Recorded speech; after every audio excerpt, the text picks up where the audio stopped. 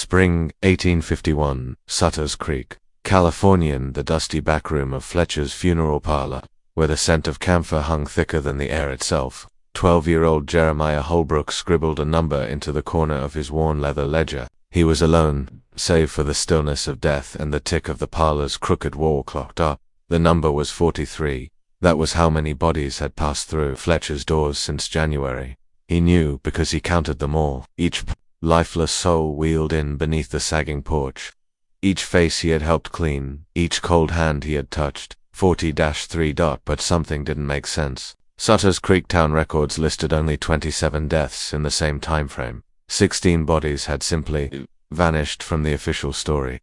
Jeremiah stared at the figure in disbelief, then flipped through the dog-eared pages of his own notebook where he kept entries more detailed than any town clerk's. He had logged names when possible, causes of death when plausible, and everything in between. But now, he was staring down the truth, a grim arithmetic no one else had dared to notice, or perhaps had willfully ignored. Death was no stranger. In these hills, Sutter's Creek had erupted into chaos ever since gold was found glimmering in the shallows. What was once a sleepy outpost had swelled to nearly 800 souls, a patchwork of prospectors, opportunists, and drift. Most were men. Many were alone. All were chasing a golden fever that knew no mercy. Jeremiah had arrived 6 months prior, dragging his dusty boots behind his widowed mother, Sarah, who had traded her thread and needles in Ohio for a seamstress's place beside the saloon. The boy, ever quiet and precise, found work with Silas Fletcher, the town's only undertaker, a man with a crooked spine and a crooked sense of morality to match. Fletcher praised Jeremiah's small, nimble fingers and his unflinching nature. In truth, the boy's silence made him invisible, and his sharp eyes made him dangerous. Most boys played with marbles. Jeremiah recorded the dead, but lately something was gnawing at him, not just numbers, but faces, familiar ones, like Magnus. Carlson. Jeremiah remembered Magnus's booming laugh and the way he always tipped his hat to the boy with the serious eyes, a strong Swede with a thick blonde beard and red flannel shirt. Magnus had struck gold near Willow Creek just 2 weeks before he turned up on Jeremiah's prep table, pale and cold, brought in by 2 unfamiliar men with suspiciously clean boots. Heart failure, that said. Jeremiah, hidden behind a half-closed door, had listened to the conversation, but something felt wrong. Magnus was only 34, fit, strong. His death didn't sit right, and when Jeremiah assisted Fletcher in preparing the body, the story unraveled further. There were no signs of heart failure, no gold pouch, no silver pocket watch, the one Magnus always carried and often bragged about. He asked Fletcher, who brushed him off. Men die with secrets, boy. Learn not to ask too many questions. But Jeremiah couldn't let it go. That night, under a moon veiled by clouds, he slipped out to Magnus's claim. It was as if the miner had stepped away mid-lunch, tools lined neatly, coffee still warm in a tin cup, a half-eaten piece of bread nearby. But the earth told a darker tale. The soil had been disturbed, rocks overturned, a scuffle, and under a loose pile of gravel, the pouch, empty. The watch, broken. Jeremiah barely had time to process what he'd uncovered before the crunch of boots approached. He ducked behind a boulder just as 2 figures entered the clearing. "They sure nobody saw us come back here?" one asked. The other replied, "Who's snooping around a dead man's land after dark?" And then a name, one that froze Jeremiah's blood. Patterson, Deputy Thomas Patterson, Sheriff Coleman's right hand. The men inspected the site, muttering about paperwork and how the claim would be public land by next week. When they left, the boy stayed hidden, heart hammering in his chest. He didn't know what scared him more, the murder or that the law was involved in the days that followed. Jeremiah tried to dismiss it as an awful anomaly until Chen arrived. The Chinese prospector was known around town for his quiet warmth and his uncanny luck. People whispered about his latest find, nuggets the size of acorns. And yet, 3 days after Magnus's burial, Chen was delivered lifeless to the funeral parlor by 2 more strangers with familiar nervous eyes. Dysentery, they claimed. Happens quick. But Jeremiah, now watching closely, noticed the scratches on Chen's knuckles, the soil caked under his nails, a small puncture behind the ear to clean, to deliberate. Again, no valuables. Not the jade box he was known to guard, gifted by his grandmother in Canton. This was no sickness. This was method. So the boy returned to the scene again. Chen's claim lay 2 miles east, tucked in a rocky canyon. His tent was slashed, belongings Scattered but beneath a floorboard, Jeremiah found something remarkable, a journal, full of Chinese script, strange maps, and diagrams that resembled claim plots. Chen had been tracking something. Someone. Back in the parlor, Jeremiah compared notes. Magnus, Chen, both dead, both stripped, both had recently struck gold, both brought in by men who whispered too much and explained too little. The pattern was impossible to ignore.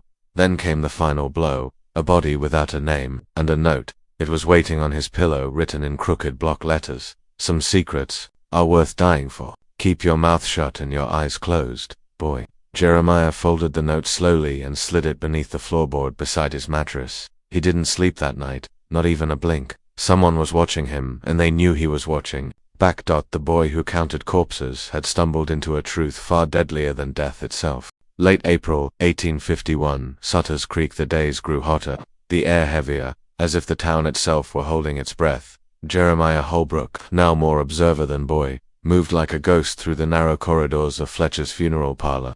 He no longer just cleaned brushes or catalogued names. He studied patterns, hunted whispers, and traced shadows. He had learned to speak the language of silence, the way a man avoided eye contact when he lied, or how grief could feel different when it was faked.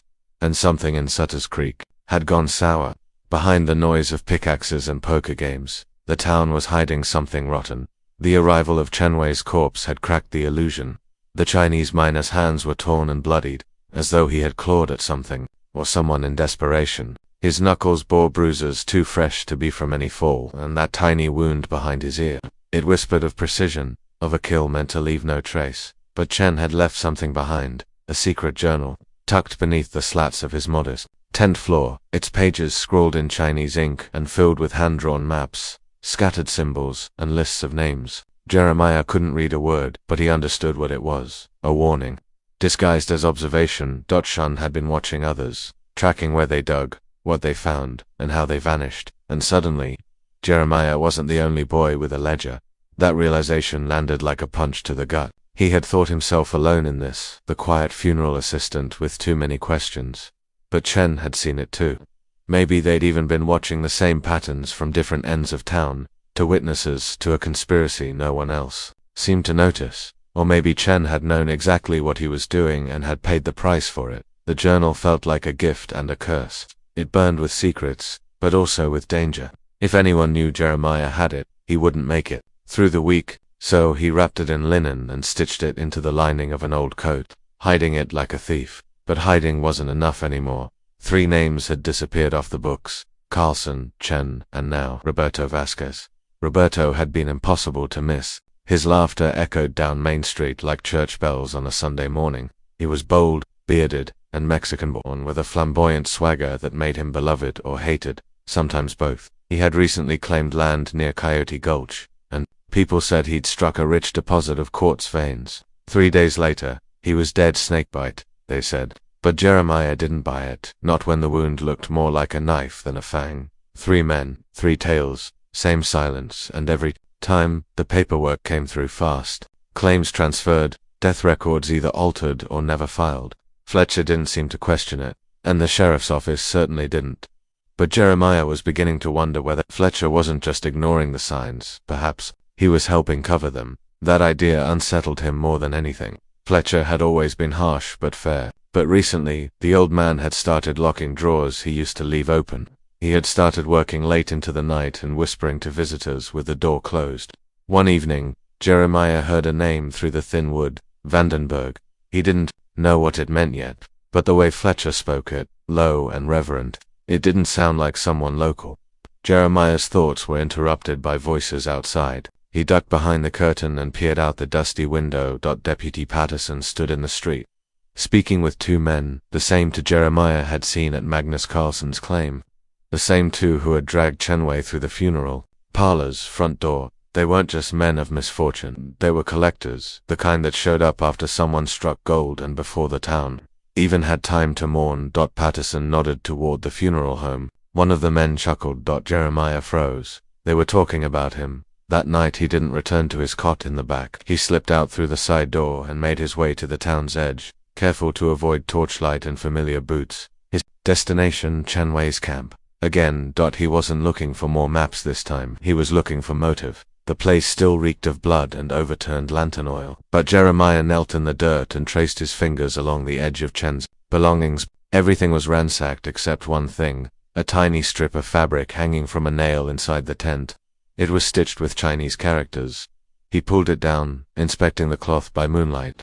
It was a prayer ribbon, the kind worn by soldiers or those walking into danger. Had Chen known the end was coming, or had he left it behind for someone to find? Jeremiah folded the ribbon and tucked it inside his journal.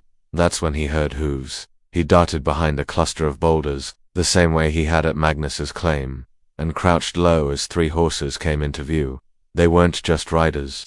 They were lawmen, or at least, men dressed like lawmen, and leading them was Sheriff Benjamin Coleman himself, tall, lean, with a black hat that never left his head and a voice that could split wood. The sheriff had ruled Sutter's Creek with the kind of power that came from having friends in high places and dirt on everyone else.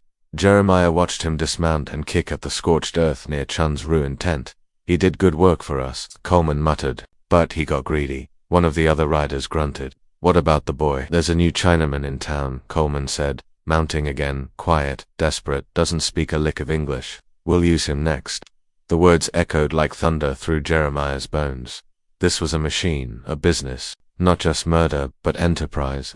Intelligence, recruitment, profit. And now, Jeremiah was in the middle of it, holding on to proof that could tear the town apart, or bury him before he reached his next birthday. He waited for the men to leave. His hands clenched so tightly they shook. Then he made his way back toward town, but as he neared the funeral parlor, he saw something that made his blood turn cold. A light was on in Fletcher's back office, and inside, silhouetted against the window, was a figure rifling through his ledger. The book he thought was hidden. Someone had found it. May 1851, Sutter's Creek, California. Jeremiah's breath caught in his throat. From the shadows beyond the funeral parlor, he watched as the figure inside flipped through the pages of his secret ledger, the one he had hidden beneath a loose floorboard in the back corner of the embalming room. The sight sent panic prickling up his spine like needles of ice. The man inside moved slowly, methodically. He was tall, broad in the shoulders, too big to be Fletcher. And then, just as the intruder turned, a flicker of lamplight caught the side of his face. Deputy Patterson. Jeremiah stumbled backward into the darkness, heart hammering against his ribs. They knew he'd been writing, watching, counting. The warning note hadn't been a guess, it had been a promise.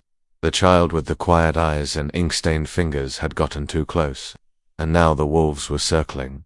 He didn't go home that night. He wandered instead through the sleeping town, weaving between buildings like a hunted animal, never stopping for long. The streets of Sutter's Creek, once so familiar, now felt like a trap, each door a possible enemy, each window a silent witness up by dawn. He was tucked inside the empty bell tower above the old church, wrapped in a threadbare quilt he'd stolen from a clothesline. He had just enough light to review Chenway's maps again, and with each pass, new details revealed themselves. Tiny marks beside certain names, directional notations in the margins, even a small symbol repeated on multiple pages, a circle, with 4 slashes. Targets. He didn't need a translator to understand it. Chen had compiled a death list, prospectors who had either already vanished or were next in line. Jeremiah cross-referenced it with his own notes. Magnus, Carlson, Chen Wei, Roberto Vasquez, James Ricks, Ezra Whitfield. Ezra, the quiet Vermonter who rarely spoke and kept to himself. Jeremiah had seen him only once, or twice in the general store, a small man with careful eyes and a stitched-up coat pocket, like he didn't trust banks. According to Fletcher's daily records, Ezra had died just 2 days ago, heart failure. Again, but Jeremiah had learned not to trust Fletcher's records. He needed to see the body by late morning. The funeral parlor was quiet again. Fletcher had gone into town, probably to meet Coleman or his investors, as he sometimes called them with a smirk. Jeremiah crept in through the rear door, feet silent on the wooden boards. He moved like a ghost through the embalming room, past shelves lined with cotton rolls, bone saws, and small jars labeled with grim ingredients, carbolic acid, arsenic. And there, under a white linen shroud, lay Ezra Whitfield. Jeremiah peeled the sheet back slowly, revealing a pale face with closed eyes, and a mouth stitched shut for burial. Ezra's throat was darkened beneath the skin, bruised. At first glance it might have looked natural, but, up close, the boy could see the thin marks left by a cord or rope. This wasn't heart failure. It was strangulation. With shaking hands, Jeremiah lifted the body slightly to check the coat. The inside lining was oddly thick. He ran his fingers along the seams and found something stiff sewn in. He took out his mother's sewing scissors from his boot and carefully opened the lining. Inside was a small leather envelope. Jeremiah unfolded the flap and slid out a yellowed letter, creased from nervous hands. Written in tight, controlled script was Ezra's handwriting, addressed to his brother in Vermont. It read like a confession and a cry for help. Ezra had been investigating the same pattern: deaths, claim transfers, Fletcher's suspicious behavior, Coleman's wealth. He named names: Patterson, Garrett, Fletcher, Coleman. He described how every dead miner's claim had ended up in the sheriff's pocket or sold to a private buyer out of San Francisco. He even had a name: Cornelius Vandenberg, a financier, a businessman, and silent partner behind the entire operation. According to Ezra, Vandenberg had agents in mining towns across California, a spider spinning gold from blood. The final lines of the letter made Jeremiah's hands tremble. "If this letter reaches you, it means I'm dead. Look for the boy. In the funeral parlor, he's seen everything. Help him if you can. If not, pray someone does." Someone else had known about him, someone he'd never even spoken to. He folded the letter and tucked it into the same spot where Chen's maps were hidden, a pocket of truth stitched against his ribs. Then he heard footsteps coming up the front porch. Jeremiah barely had time to cover Ezra's body before the door opened. Fletcher's boots clicked on the floor as he entered, whistling something tuneless and grim. The boy slipped behind the curtain and into the storage closet just as the undertaker stepped into the room. For several agonizing minutes, Jeremiah watched through a crack in the door as Fletcher began preparing another body, humming, cleaning, muttering to himself. Then, casually, Fletcher walked to the back wall and pulled open a drawer Jeremiah had never seen before. Inside were small pouches, dozens of them. He poured one into his hand. Gold dust glittered in the lamplight. Stolen gold, the ledger, the lies, the bodies, it all tied back to this. The door creaked as Jeremiah shifted to head snapped toward the sound. "Who's there?" Jeremiah didn't wait for a second question. He shoved the door open and sprinted for the back entrance, knocking over jars and vials as he ran. Fletcher shouted after him, but the boy didn't stop. He crashed into the alley behind the parlor and kept running. Past the boarding house, the mill, the empty schoolroom. He didn't stop until he was at the edge of town, at the only place where secrets might still be safe: the cemetery. There, in the half-dug grave meant for Ezra, he hid beneath the heavy shadow of the weeping oak tree, the letter clutched against his chest, his breath ragged in his throat. They were closing in, but now he had more than suspicion. He had names. He had records, and he had something Fletcher, Patterson, and even Coleman didn't count on: a boy who wouldn't stop counting the dead. Mid-May 1851, outside Sutter's Creek, the cemetery was still not peaceful, but held in the kind of silence that felt watched. Jeremiah crouched in the hollow beneath the old weeping oak, dry earth brushing his cheeks, Ezra's letter pressed tight against his chest. Around him, the dead slept soundly, but above ground, the living were scheming, and he knew the gap between the two was closing fast. By now, Patterson and Fletcher had likely realized the ledger was gone, that Jeremiah hadn't just been a curious boy with ink stains on his fingers. He was a threat. And worse, he had disappeared. As the sun began to dip behind the Sierra Nevada ridge, he counted the minutes like a condemned man counts steps. He needed help, but Sutter's Creek offered no allies, only faces that smiled too quickly, voices that turned quiet when he passed. The town wasn't just corrupt, it was afraid. The entire place was stitched together, with whispered threats and blood-won silence. But there was one name that hadn't yet ended in a grave. Klaus Weber, the German miner, had arrived just a few months earlier. But already tales of his luck had taken on near-mythic proportions. He had struck a quartz vein northeast of town, something pure, rich, and deep. Most men, after such fortune, would have celebrated in the saloon, but Weber kept to himself, avoided town, and trusted no one. A loner. No family, no friends. Exactly the type they liked to target. Chen Wei's maps had included Weber's claim, circled in red with a notation in Chinese.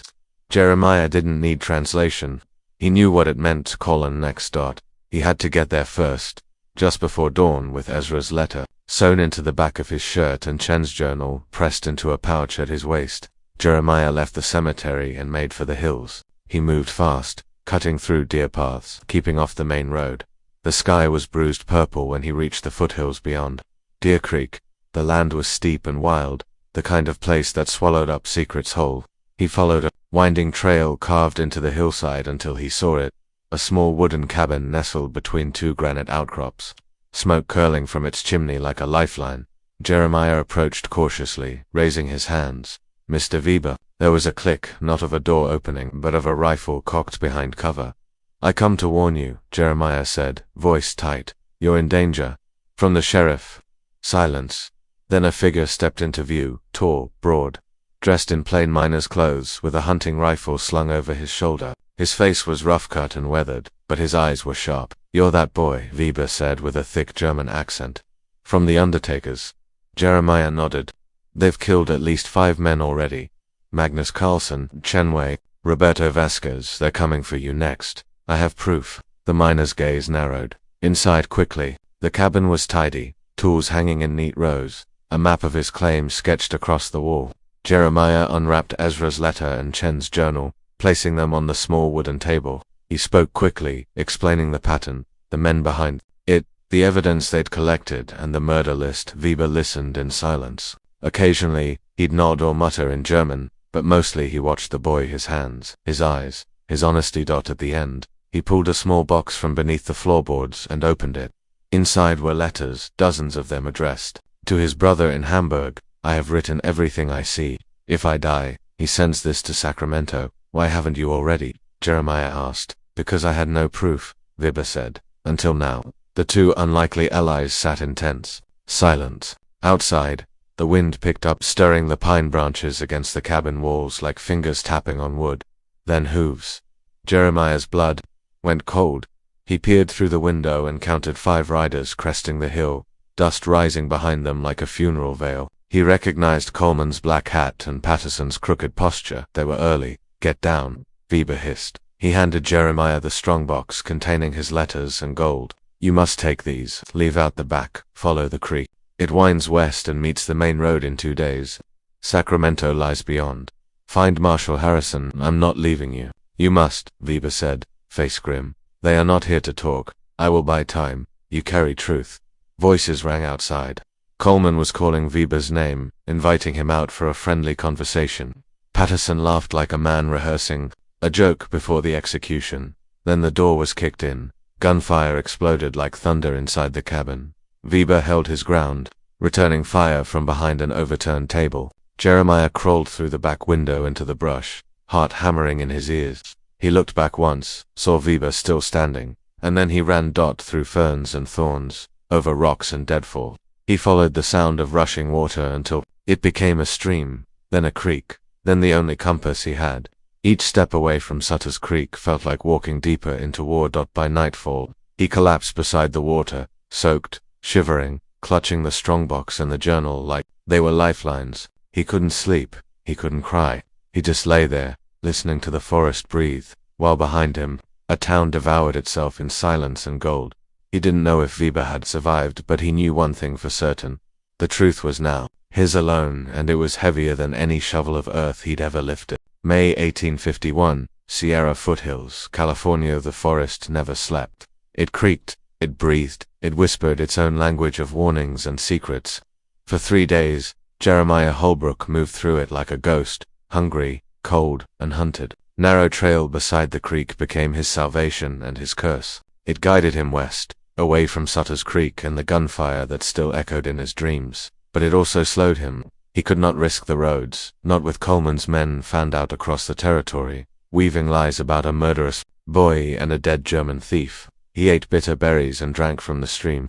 His boots blistered his feet, and his jacket clung to his shoulders like wet cloth. But he never dropped the strongbox or the stitched-up coat that held Chen Wei's journal and Ezra's letter. Those weren't just documents. They were truth carved in ink. They were justice waiting for breath. On the second day, he stopped at Miller's Station, a crooked little trading post built of warped pine and desperation. He waited until twilight and approached from the rear, avoiding the front porch where drunk men laughed too loudly. Inside the barn, a stable boy was shoveling hay.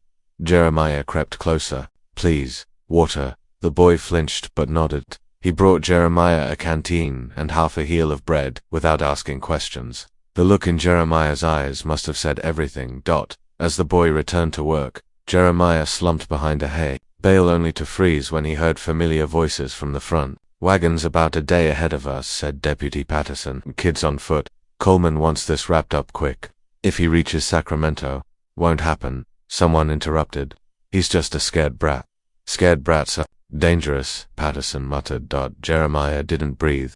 He lay still in the straw, heart punching his ribs, while the men stocked up on supplies. He didn't dare peek, but he could hear them, their calm tones, their confidence, their laughter. He waited 3 hours after they left before slipping out the back of the barn. That night he slept beneath a rock ledge.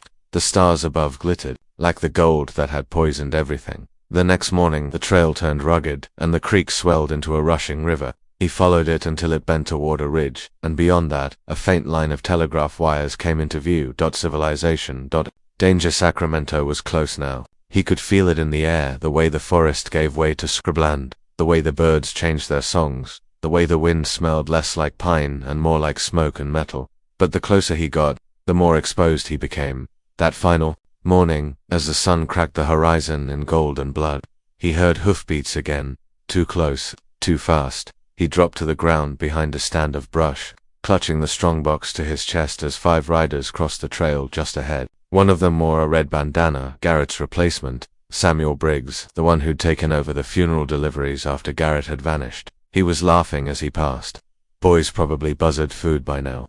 Jeremiah stayed hidden, until the sound faded. Then he ran. By late afternoon, he stumbled into the edge of Sacramento like a specter from another world, mud-spattered, barefoot, clutching a leather case like it held the sun itself. When he entered the territorial marshal's office, the deputies nearly threw him out until he said the name Sheriff Coleman. That word, paired with his bloodshot eyes and bruised face, stopped everything.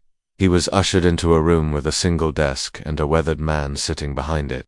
Marshal Thomas Harrison. He looked like the kind of man who'd seen the inside of too many saloons and too many graves. His coat was faded, but his eyes were sharp, the kind that didn't blink when bad news arrived. "You've got about 1 minute, Harrison said. Jeremiah opened the box. And the world shifted. Chen's journal, Ezra's letter, the letters from Klaus Weber, maps, diagrams, sketches of claims, payments, names, notes written in Chinese, English, and German, lists of dead miners, with their claims now suspiciously owned by Coleman's associates or by a certain Cornelius Vandenberg of San Francisco. By the time Jeremiah finished speaking, Harrison had stopped tapping his fingers. "You brought us hell in a box," he muttered. Jeremiah's voice cracked. "I brought you the truth." Harrison called for his deputy. Within hours the documents were being analyzed, translated, copied, and stored. A Chinese interpreter from Sacramento's Chinatown confirmed Chen's maps were real, detailed, not just with locations, but with vulnerabilities, patterns of surveillance, and even bribes. Ezra's letter provided context. Weber's letters connected the dots, but it was Jeremiah's own account, his careful observations and emotionless documentation that made the case undeniable. By midnight, Harrison had a full wall covered in notes, pins, strings, and sketches. "This isn't just Sutter's Creek," he said. "This is a network, a gold empire built on graves." The name Vandenberg came up again and again. A railroad investor, a mining equipment magnate, owner of 3 smelting companies and 2 stage lines, and the man funding Coleman's quiet little graveyard operation.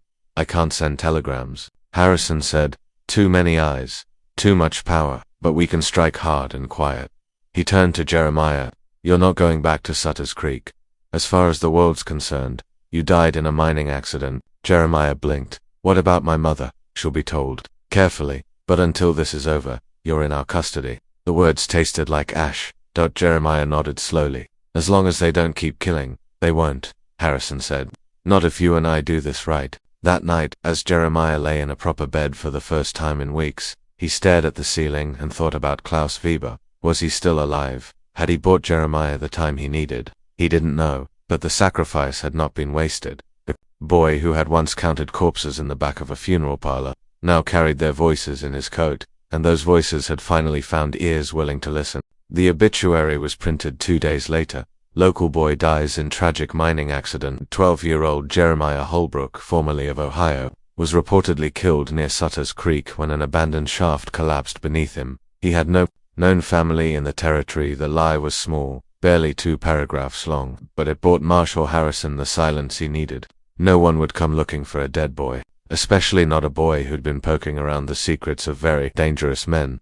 Jeremiah read the notice with shaking hands. He was officially gone, a ghost, now, hidden from the men who had hunted him and from the mother who still waited for him to come home. That part hurt the worst. She'll be safe, Harrison assured him. We're watching her. No one's going to lay a finger on your ma, and once this is over, you'll see her again. Jeremiah nodded, but the words lodged like gravel in his throat. He hadn't cried when he found Magnus's empty pouch. He hadn't cried when Chen Wei's body came in cold. Not even when he'd watched Klaus Weber stand against the sheriff's firing squad alone. But now, seeing his own death printed in black ink, it broke something loose. That night, in the safety of the marshal's guest quarters, Jeremiah cried until his ribs hurt. In the days that followed, Harrison's office transformed into a war room. Maps covered every wall. Dozens of files, ledgers, and letters were laid out in careful rows across tables. Names were cross-referenced, land transfers examined, deaths timed against property acquisitions. Every thread of the conspiracy unraveled beneath the careful eyes of men who had built careers on chasing ghosts. And at the heart of it all was Jeremiah, the boy with the ledgers, the notes, and the memory of too many quiet funerals. He worked beside Harrison's deputies, pointing out patterns, clarifying places, describing suspects. He showed them the secret codes from Chen's journal and translated the small details. How Fletcher's records never matched the town logs. How Patterson always filed death notices days before a body arrived. How Weber's letters warned of synchronized attacks across different towns. Harrison brought in trusted lawmen from outside the corrupted zones, honest marshals from Nevada, Arizona, Oregon, people who had no ties to the gold towns, people who couldn't be bought. It's bigger than Sutter's Creek, Harrison murmured one morning, his finger trailing a red thread from one map to another. 8 towns, dozens of false death records, millions in stolen gold, all with the same pattern, all leading back to one name, Cornelius Vandenberg. He was a ghost in his own right, a shipping magnate, a supplier of mining tools and rail spikes. He never touched the gold himself, but every town touched by his companies had its share of dead men and vanished claims. He wasn't just funding Coleman, he was running an empire. And Jeremiah had exposed its foundation, a tower built from bones. But exposing it was only half the battle. Bringing it down would require precision, timing, secrecy. Harrison made a bold choice not to arrest anyone, yet, instead, he sent spies, undercover deputies disguised as miners, bartenders, traveling businessmen. They moved through the gold towns with practiced ease, gathering evidence and mapping out the structure of Vandenberg's operations, backroom deals, falsified documents, murder for hire payments, passed off as equipment rentals. Meanwhile, Jeremiah stayed hidden in Sacramento, forbidden from stepping outside without an escort. For a boy who had once wandered cemeteries by moonlight, the confinement was suffocating, but it was also necessary. The second they know you're alive, Harrison warned, you're dead. So Jeremiah waited and worked. He helped translate new documents found in raids. He pointed out when Fletcher had altered body tags. He identified which claims had once belonged to which victims, but the weight of silence grew heavier with each passing day. He missed his mother's voice, her soft humming while she stitched, the way she straightened his collar even when it didn't need straightening, the way she called him my quiet little owl when he read late into the night. And somewhere deep down, he feared she believed the lie that he really had died beneath a pile of rock and dirt, anonymous and alone. That he was just another name on a grave marker. But he pushed that pain down, buried it like so many others, because the work wasn't finished. Not yet. One morning in early June, Harrison called him into the office. His usually calm face was tight with tension. We got word from Deer Creek, he said. One of our agents in Sutter's Creek sent word through back channels. Something's changed. Jeremiah leaned forward. Coleman started moving faster, Harrison explained. Rumors say he's preparing to transfer claim ownerships to new buyers out of San Francisco. He's burning documents, cleaning house. Does he know? Jeremiah asked. Harrison shook his head. Not yet, but I think he suspects someone's watching. That was the trigger. They couldn't wait anymore. We raid in 2 weeks, Harrison said. Simultaneous strikes across every involved town, arrests, seizures, public trials. And Fletcher? Jeremiah asked quietly. He'll answer. For every body he touched, Harrison said. That's a promise. Jeremiah nodded. 2 weeks. It felt impossibly far away, and far too close. He spent the next days in a storm of preparation. Every file had to be exact, every claim notarized, every false death cross-checked. He didn't eat much. He barely slept. He remembered what Weber had said in the hills. You carry truth. And now, finally, the world was about to hear it. The night before the raids, Jeremiah stood at the edge of the city with Harrison. You don't have to come with us, the marshal said. You've done more than enough. I'm not afraid, Jeremiah replied. Harrison studied him. No, you're not. He handed the boy a small badge. Not official, not yet, but crafted from polished brass and engraved with a single word. Observer. Not a deputy, not a lawman, Harrison said, but someone who sees what others don't, and refuses to look away. Jeremiah closed his fingers around the token dot. He remembered the funeral parlor, the smell of pine oil and rot, the cold skin of men no one would ever mourn. He remembered Fletcher's drawer full of gold, Patterson's boots near his hiding spot, Coleman's voice in the canyon, ordering executions like land surveys. He had seen it all, and now, finally, he would help bring it to an end. The raid would begin at dawn, but that night, Jeremiah didn't sleep. He sat beside the window, staring at the stars, thinking of the town that buried its secrets with shovels and silence. Tomorrow, the dead would speak, and the living would listen. The sun hadn't risen yet, but across 8 mining towns scattered through California's rugged goldfields, the ground was already shifting, not from pickaxes or blasting powder, but from something far more rare, justice. At precisely 4 o'clock a.m. 60 federal marshals, flanked by territorial agents and trusted deputies, moved into position. They surrounded courthouses and funeral parlors, boarded up land registrar offices, and waited silently at the thresholds of lawmen's homes. It was the largest, coordinated raid California had ever seen. And at the heart of it all, riding in a covered wagon down the winding slope toward Sutter's Creek, sat a 12-year-old boy wrapped in a gray cloak, eyes fixed forward. Jeremiah Holbrook didn't speak. He held a small brass observer badge Harrison had given him in his hand like it was a compass, its cold metal pressed into his palm, reminding him that he had survived everything meant to silence him.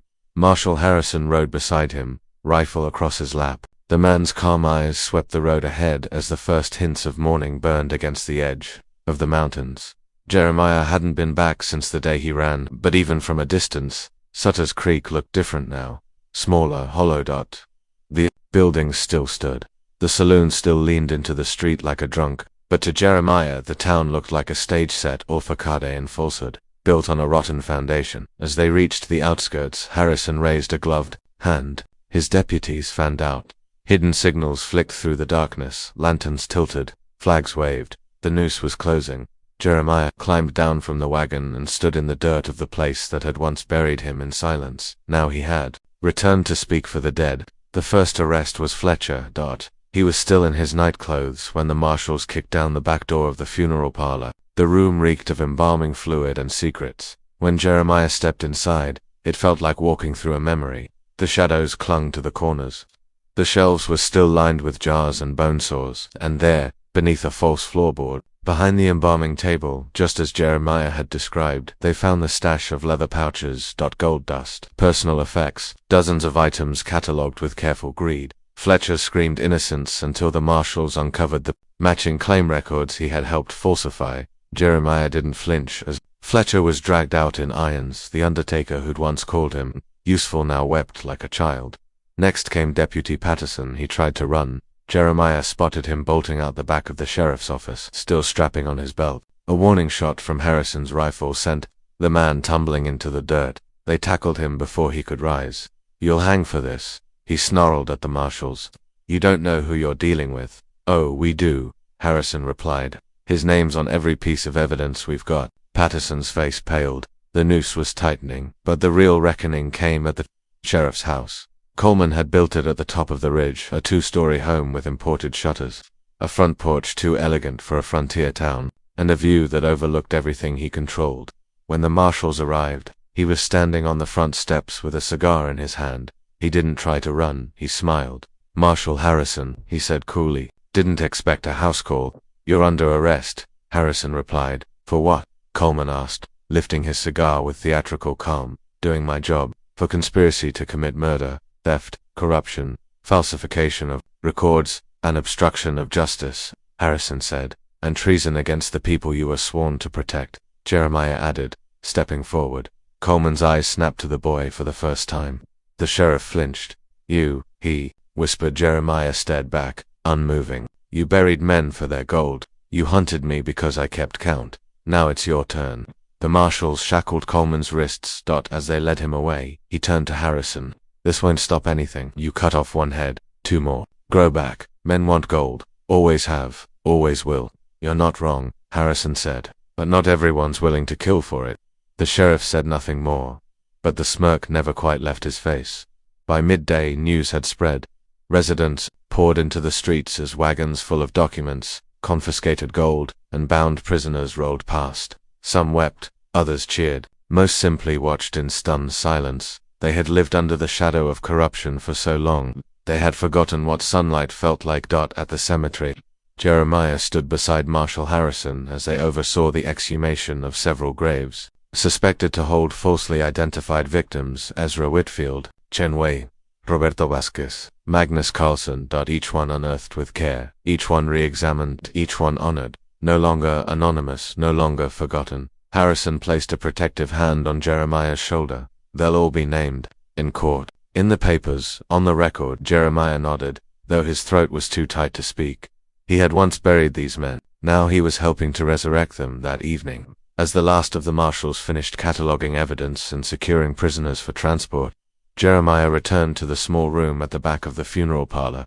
His old cot was still there, though the mattress was stained with mold. He sat down slowly, staring at the spot beneath the floorboards where he had once hidden his ledger. Gone now. But replaced with something stronger. The truth had escaped the grave, and now it would speak for itself. That night, before the marshals left with their prisoners, Harrison handed Jeremiah a sealed letter from Sacramento. He opened it carefully. Inside was a note in neat, familiar handwriting. My son, I never stopped believing. Come home when you can. I'll be waiting with warm bread and a mended coat. Mama. Jeremiah read the letter twice before tucking it into his pocket. He didn't cry this time. He just smiled. Because after everything, the silence, the death, the fear, there was still a road that led home, and he wasn't walking it alone anymore.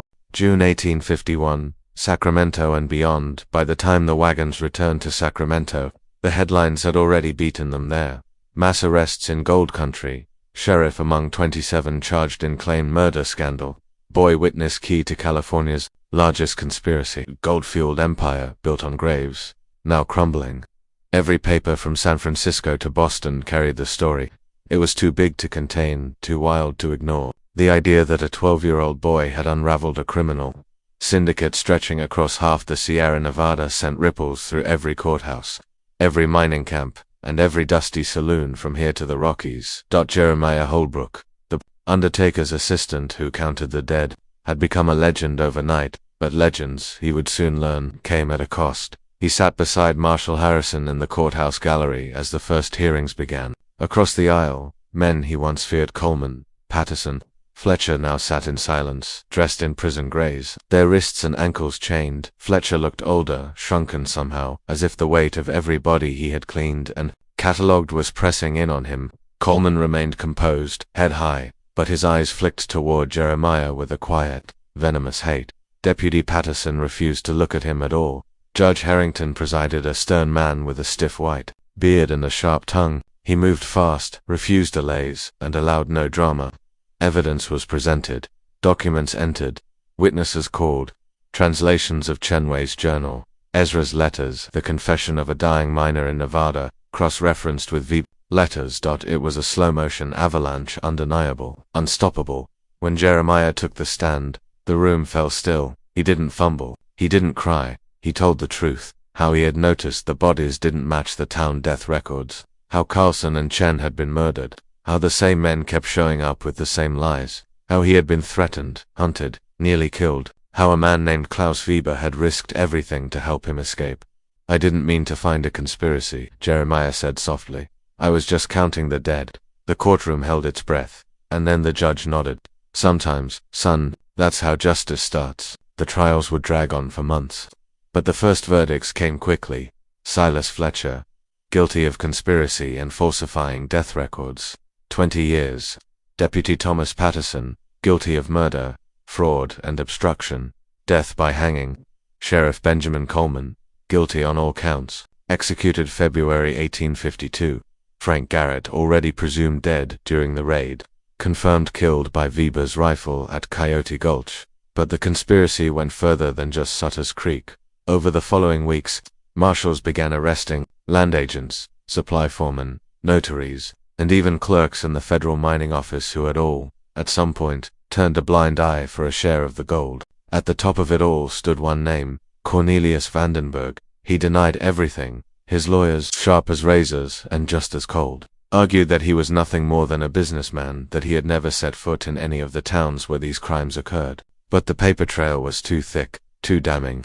A coded letter recovered from his San Francisco office, written in Weber's cipher, described payment amounts and lists of liquidated claims. That it was enough. He was convicted and sentenced to life in San Quentin. And just like that, the empire fell. But even as the law moved forward, Jeremiah was left suspended between two lives.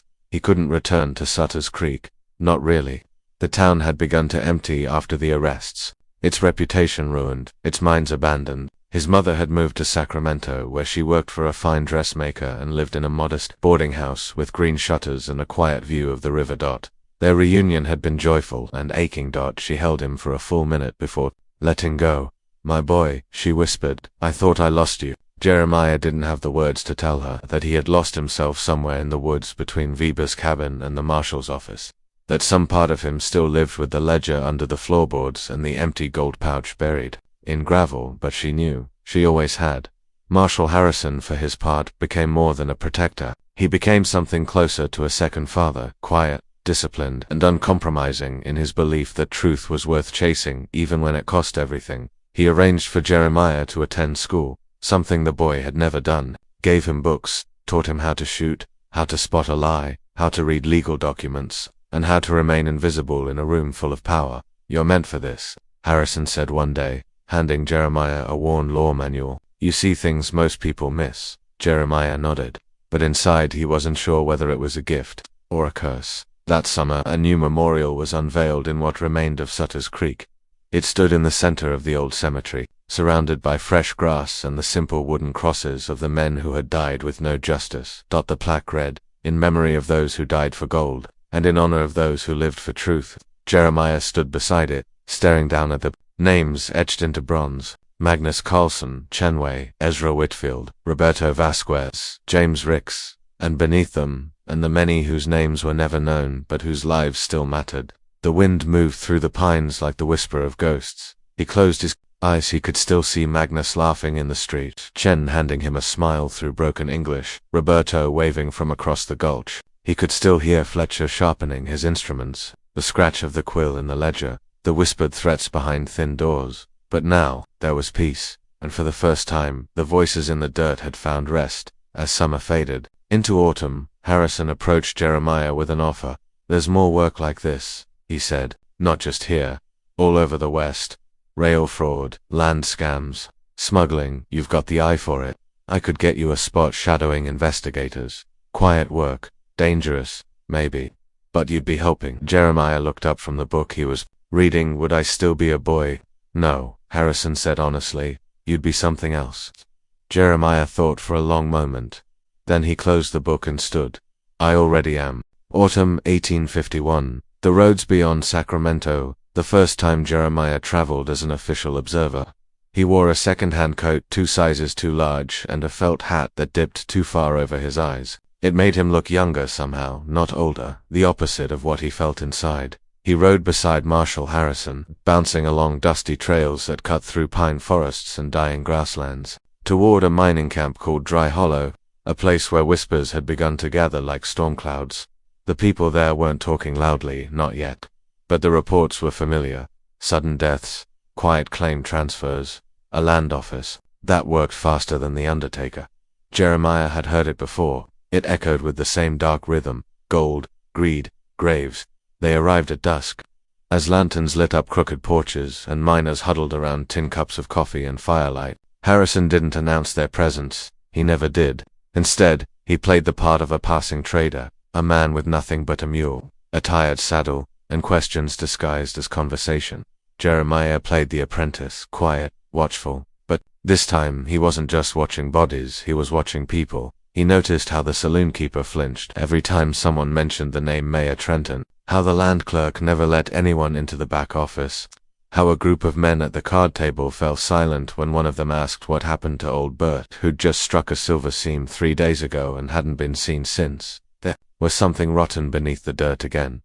He could smell it. Late one night, Jeremiah slipped from their rented room above the general store and made his way toward the southern end of camp, to the ridge where old Bert's claim had been marked on the map. He moved in silence, the moon casting pale silver across the rocks. His boots crunched once, and then he slowed, crouching low ahead. He saw 2 men digging, not mining digging. He crept closer, just enough to hear them speak. "Should have done this last night," one muttered. "Too many questions already." "Mayor wants the paperwork filed before sunup," the other replied. "This one's claim goes public at dawn."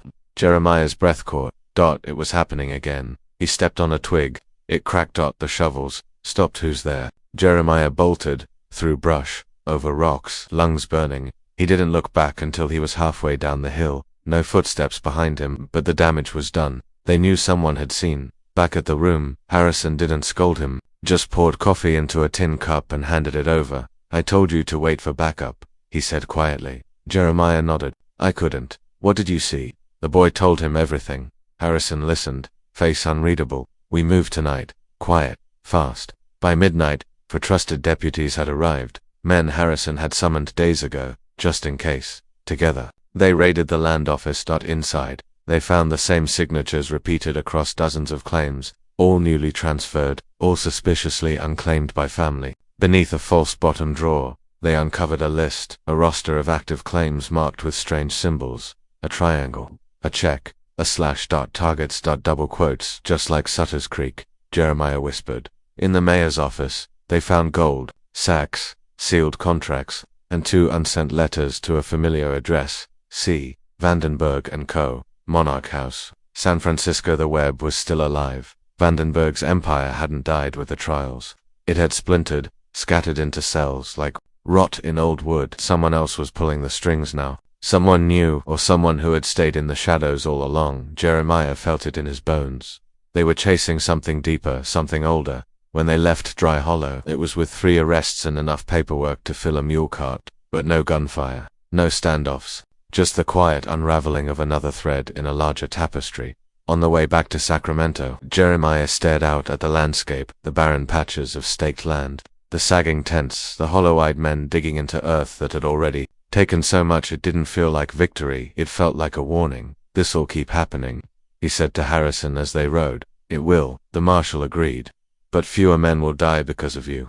Jeremiah nodded, but a weight sat behind his ribs, a kind of weariness too old for 12 years. Because for every crooked sheriff, there was another one learning the trick. For every greedy land clerk, a dozen more waited for the price to rise. And for every man like Weber who stood his ground, there were 5 who were buried before they ever had the chance. How many boys would be left to count them? By early October, Jeremiah had traveled to 5 towns and helped dismantle 3 more operations. Word of his name moved ahead of him now, sometimes as truth, sometimes as rumor. Some called him the ghost witness, others called him the Undertaker's curse.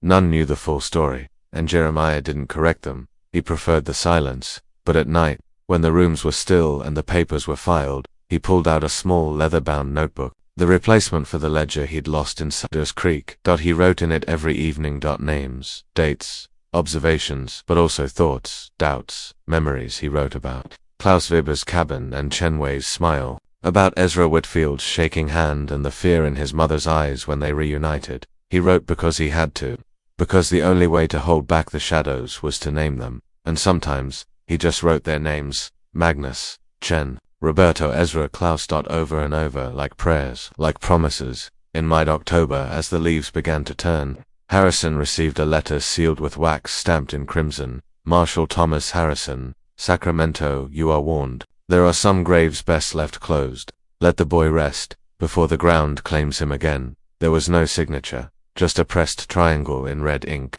with 4 slashes through it. Harrison read it twice before burning it in the fireplace. Then, he looked at Jeremiah and said, "You were right. This isn't over." Jeremiah nodded. He folded his coat, tucked the notebook into the inside pocket, and said the only words that mattered. "Where do we go next?" October 1851, Stockton territory. The wind changed when they crossed into Stockton. It smelled of salt and copper, a dry, metallic scent that clung to the skin like old coins and old blood. Jeremiah pulled his coat tighter around him and tried not to imagine why. Marshal Harrison rode ahead, his gaze scanning the crooked skyline of a town that had grown too fast. Stockton had once been a river outpost, a place where gamblers and drifters traded tobacco for bullets and whiskey for secrets. Now, it was something else, something polished on the surface but rotting underneath. They were here because of a name. Elias Rowe, a shipping agent, untouched by the Vandenberg trials, never charged, never questioned, but his name had shown up in Dry Hollow on 2 of the forged contracts and a 3rd suspicious death claim. And Elias Rowe had just purchased a new riverfront warehouse in Stockton. He claimed it was for agricultural supply distribution, but the paperwork showed something else. He'd ordered 5 steel caskets, 2 lead-lined crates, and a bulk shipment of quicklime, a material used not for farming, but for destroying bodies. Jeremiah felt the chill before they even reached the edge of town. This wasn't just another greedy mayor or crooked undertaker. This was something deeper, something careful. They didn't stay at the main hotel. Harrison preferred quiet, rented rooms, one on the upper floor of a seamstress's shop, with creaky floorboards and lace curtains that did nothing to block out the sound of river barges groaning in the night. Jeremiah sat up at the window, as he always did, notebook open, pencil in hand, eyes scanning the street. He watched men in dark coats move between taverns and docks, watched as carriages came and went from Rowe's warehouse long past midnight. Always the same cart. Always the same cart.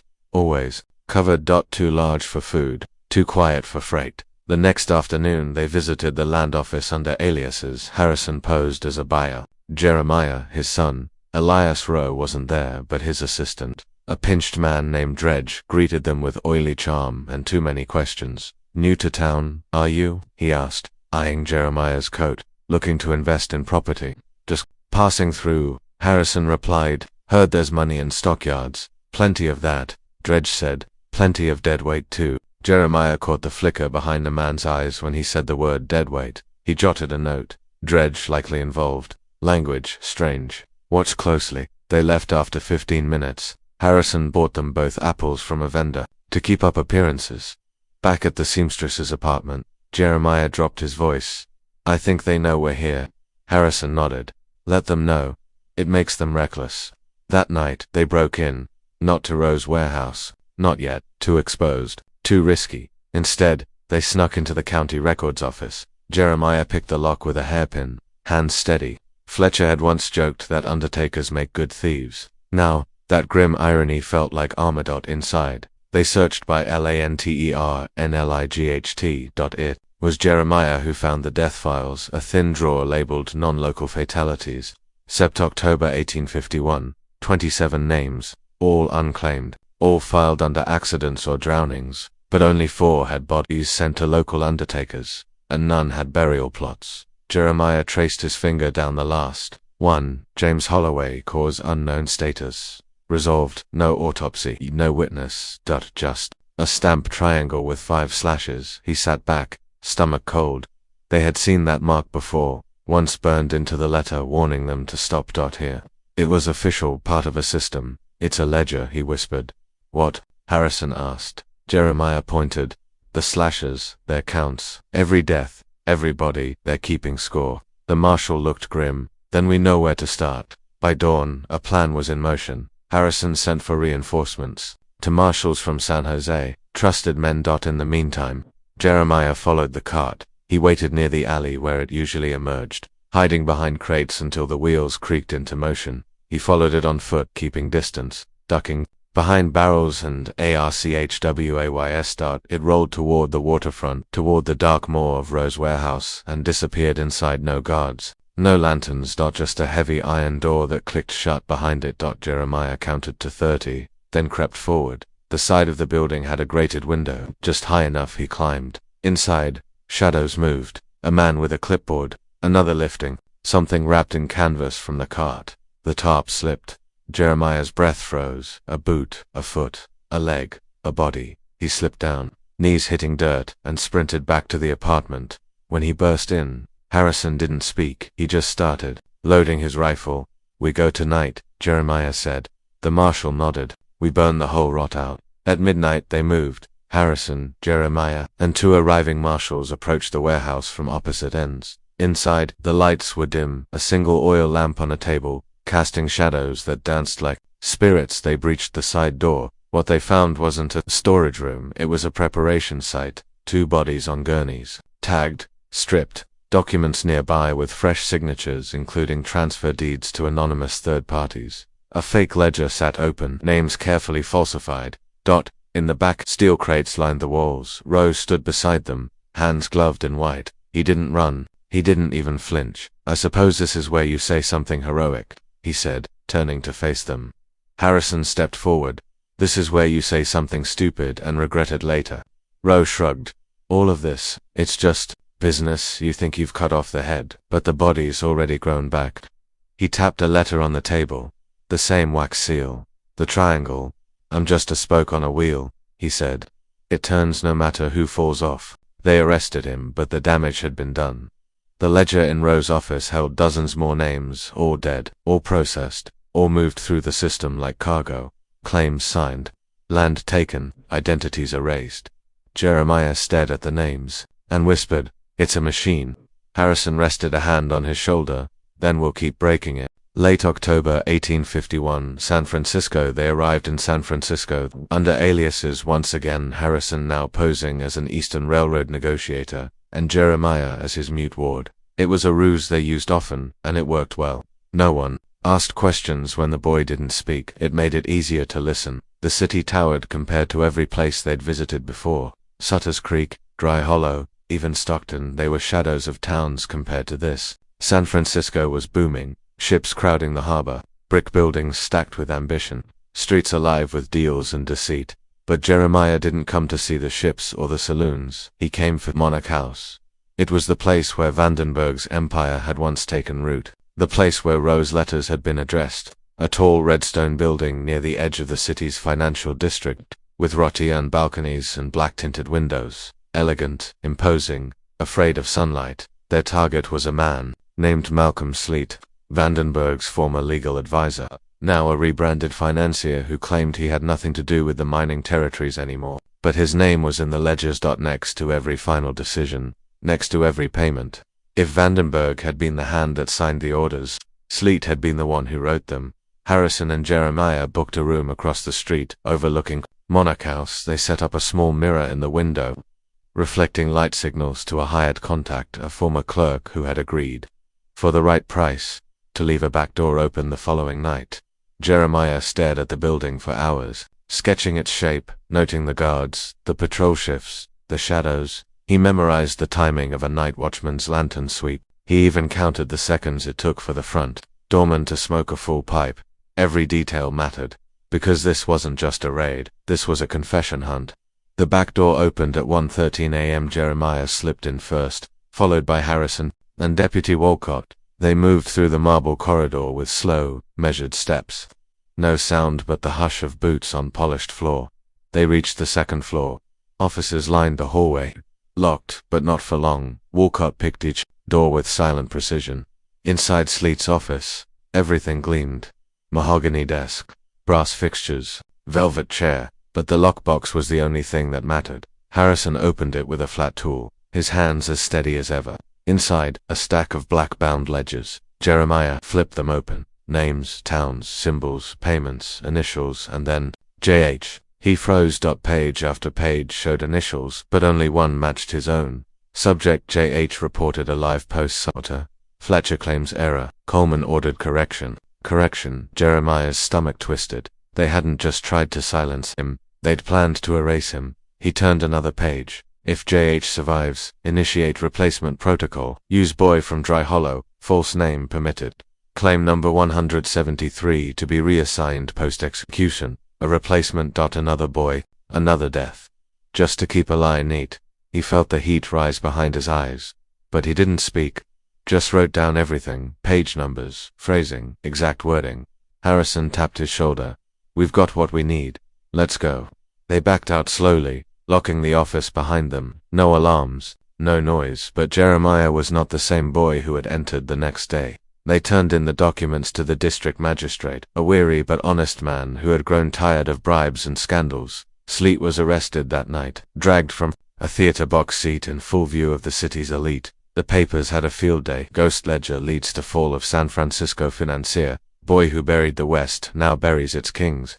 Jeremiah didn't read the articles. He burned every one, not out of anger but because he knew the stories were already wrong. They turned him into a myth, a haunted genius, a boy wonder of justice. But none of those names felt real. None of them remembered the cold hands of Magnus Carlson, the broken wrist of Chen, the way Roberto Vasquez's mother had cried when she saw her son's name cleared. Jeremiah remembered.